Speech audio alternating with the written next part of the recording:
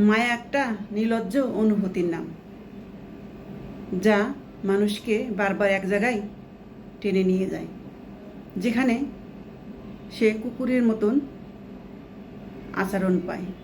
তাকে সবাই কুকুর ভাবে, শুধু এই মায়ার কারণে।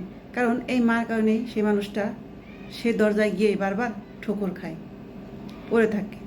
সে জানে এই দরজা কোনোদিনও খুলবে না, তারপরেও আশায় থাকে যদি কোনোদিনও দরজা খুলে, সে অপেক্ষায় থাকে।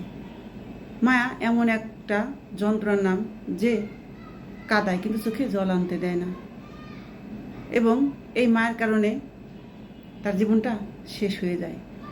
যারা তাকে কুকুরের মতো ঘোরায়, মানুষ বলে মনেই করে না, কিন্তু তাদেরই জন্য তার পরাণ পড়ে, এবং তার জন্যই সে এখানে কুকুরের মতো পড়ে থাকে।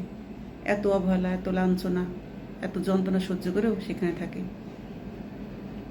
ঠিক আছে, মায়া একটা ভীষণ খারাপ জিনিস, যা মানুষকে শেষ করে দেয়, জীবনের সুখ শান্তিগুলো নষ্ট করে দেয়। যাকে মায়া করে সেখানে থেকে যায়, সেই মানুষটা তাকে মানুষ বলেই মনে করে না, কুকুরের সাথে তুলনা করে। কারণ দোষটা তারই, কারণ সে মায়ায় পড়েছে। এই মায়া ছেড়ে সে বেরোতে পারছে না, যতই চেষ্টা করুক কিন্তু ছাড়তে পারছে না।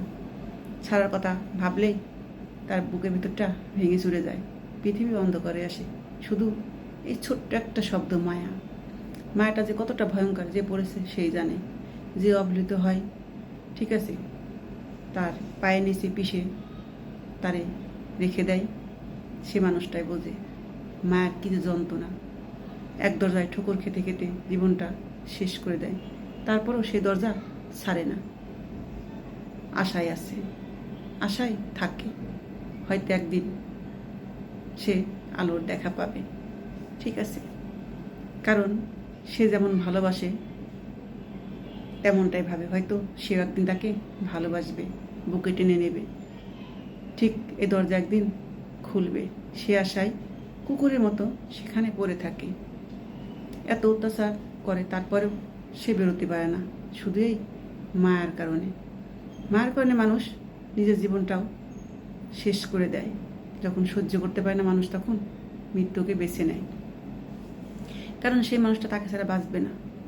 ঠিক আছে, তাকে ছাড়া তার পথ চলা অসম্ভব। সে তার শক্তি, সাহস সে মনে করে তার ভালোবাসা থেকে, তার মায়া থেকে। তাকে সে পৃথিবী মনে করে, যে তার সব সুখ সেই, কিন্তু সে তার কিচ্ছু ভাবে না। সে মিশে মায়ের পিছে ছুটে তার জীবনটা শেষ করে দেয়। এই মিথ্যা মায়ের পিছনে কত মানুষের জীবনটা শেষ হয়ে গেছে, সুখের জীবনটা, সাজানো গোছানো জীবনটা ভেঙে তছনছ হয়ে গেছে শুধু এই মায়ের কারণে। অনেকের সাজানো গোছানো সংসারটাও ভেঙে খান খান হয়েছে মিথ্যে মায়ের ধোকায় পড়ে। ঠিক আছে, তাই দিন থাকতে আগে নিজেকে মানুষের মতো মানুষ করুন। অন্যের দরজায় ঠোকর খেয়ে এই মার কারণে নিজের জীবনটা নষ্ট করবেন না। তার জীবনটা ঠিকই চলছে, কিন্তু আপনার জীবনটা শেষ হয়ে যাচ্ছে। আগে নিজের ভালোটা দেখুন। ঠিক আছে, আপনি শেষ হয়ে গেলে তার কিচ্ছু আসা যাবে না। ঠিক আছে, মিথ্যে মায়ের পিছে কখনো ছুটে নিজের জীবনটা শেষ করে দেবেন না, কারণ এই পৃথিবীতে মায়ের কোনো মূল্য নেই। আপনি যতই মা করবেন, ততই মানুষ আপনাকে কুকুরের সাথে তুলনা করবে। ঠিক আছে, আপনাকে অবহেলা, অবজ্ঞা করবেন, পায়ের তলায় পিষে চলে যাবে। তাই নিজেকে মানুষের জায়গায় দাঁড় করান, কিন্তু ভালোবেসে মায়ের পিছনে ছুটে সুন্দর জীবনটা কখনোই নষ্ট করবেন না।